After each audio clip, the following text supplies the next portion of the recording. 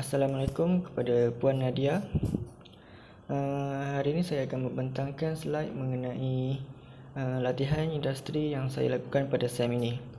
Pertama sekali, nama saya Muhammad Hafizuddin Harun. Nombor matrik saya ialah A18A0360. Nama syarikat yang saya jalani latihan industri ialah Altong Kopitiam Berhad. Kita pergi ke slide pertama, iaitu latar belakang industri.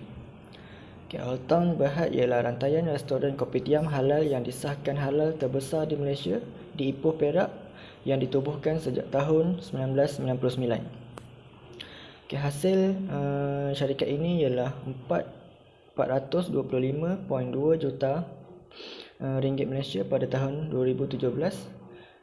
Syarikat ini mempunyai kawasan khidmat di sekitar Asia.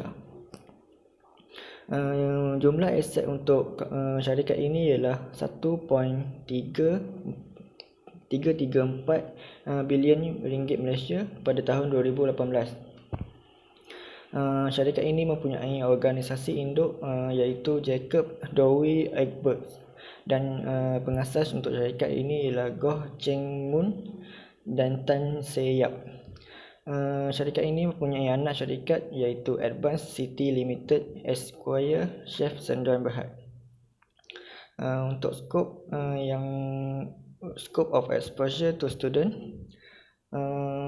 melalui latihan industri ini, pelajar dapat pendedahan tentang cara pengurusan makanan dan minuman serta prosedur-prosedur cara pembuatan mengikut SOP yang ditetapkan. Selain itu, pelajar juga dapat belajar untuk melakukan servis, kerja bahagian bar dan sedikit cara untuk bekerja di bahagian dapur. Semua kerja yang dilakukan sentiasa mengikut SOP dan cara yang telah ditetapkan. Pelajar juga dapat belajar cara untuk melakukan closing account of the day ataupun yang dinamakan paperwork.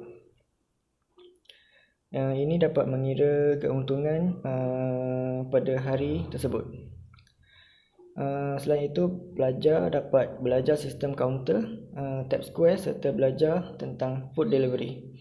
Tab Square ialah satu sistem di mana order dibuat melalui QR code dan pelanggan dapat membuat pesanan secara atas talian sahaja, tanpa memerlukan pelayan untuk datang mengambil order pelanggan. Seterusnya ialah contribute to industry and company. Pertama sekali, apa yang pelajar dapat? Pelajar dapat memastikan servis berjalan lancar dan dapat memuaskan kehendak pelanggan. Selain itu, dapat menyediakan makanan dan minuman dengan pantas. Kita perlu melakukan servis dengan pantas dan menyediakan pesanan pelanggan dengan pantas supaya dapat memuaskan hati pelanggan. Seterusnya, memastikan rider daripada food delivery tidak menunggu makanan dan minuman yang pesan dengan lama. Seterusnya, cadangan untuk penambahbaikan syarikat ini ialah perlulah menguruskan masalah staf dengan baik dan menambah staf supaya tiada masalah kekurangan staf. Menambah baik juga pengurusan penyimpanan stok supaya lebih teratur dan kemas. Ini akan memudahkan staf-staf untuk mengambil barangan-barangan atau stok-stok dengan lebih mudah. Seterusnya, sentiasa mengutamakan kebersihan kedai.